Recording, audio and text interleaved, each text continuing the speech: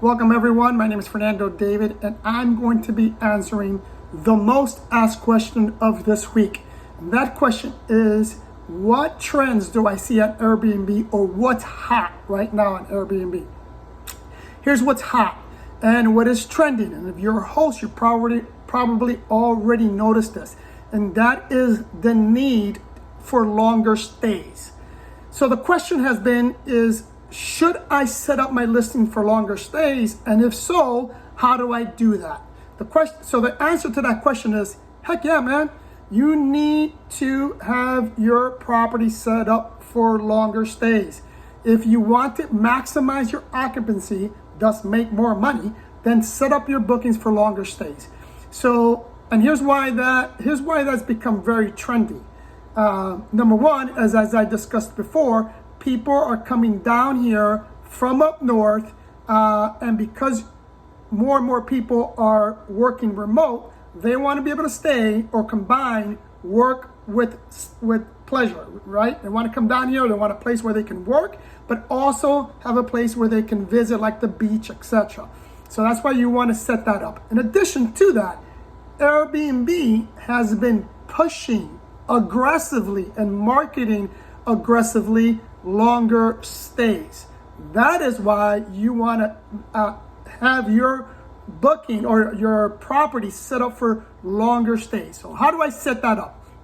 Number one, you want to start by doing two things.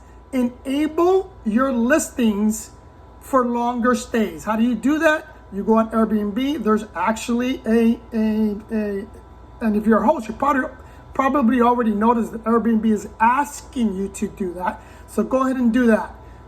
Second, you want to set up a weekly and monthly discount, right? So make sure when you're doing your numbers and you set up your discounts that it's still making your property profitable. I mentioned this on another video. What I'm doing is I'm increasing my daily rates by a lot, right? Because I'm trying to discourage shorter stays, particularly for people that are looking to throw parties. If you haven't heard, Airbnb has completely banned events and parties on Airbnb properties. So to discourage people from doing that, number one, I don't do a 1 day minimum. My minimums are at least 2 days, and my pricing for those short stays are much higher. So set up your discounts so that when you set up your discounts, make sure your numbers work. So when you enable, how do you go in and enable that? First, you go to your listing, you click on availability, you click on edit, and then you simply follow the instructions on how to do that. When you go in, and let's now discuss how do you set up your weekly, monthly stays. You go to your listings, you go to your pricing, you click on length of stay, click edit, and then you set up whatever your pricing, your discounts are going to be. I don't recommend you use the suggestions that Airbnb gives you because they're extremely high. For example, I think they're recommending that you offer a 48% discount on a monthly stay. Unless your daily rates are that much more that high that you can cover that, then do it. But I don't. I choose 10% for weekly and 20% for my monthly stay. Now, if you don't know this is extremely important as well. Airbnb does their pricing, or how they collect payments, differ from longer stays than from shorter stays. If you may or may not know, Airbnb collects the money on a short stay and you get paid out 2 days after the reservation or 2 days after the check-in.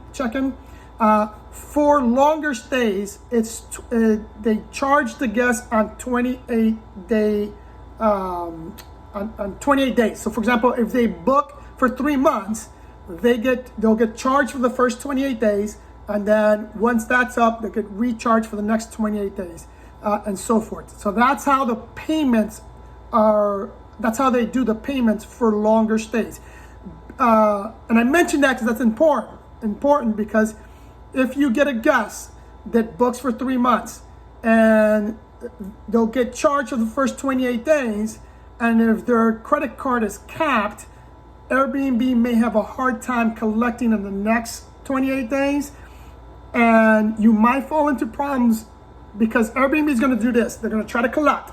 If they don't get the money, meaning the credit card doesn't go through, they contact the guest, but they also send you an email letting you know that payment hasn't been made for the next 28 days. And it's up to you, right, to ensure that that payment's done. Because let's say the 28 days expire and now they're on the 29th day, the 30th day. If Airbnb can't collect, they're not a collection agency. That guest technically will be able to stay there for those extra days. And unless you kick them out, which I usually, because of the landlord-tenant situation and because of the licensing that I discussed on another video, as soon as I get that notice that the payment it didn't go through, I notify the guest. I tell the guest they got 24 hours to make the payment. If within that 24 hour the payment isn't made, they gotta leave. And I go there and I get them out. Because if you don't, now you're gonna have issues on collecting payments and probably issues with getting them out, right? So don't do that. Immediately go and take care of that.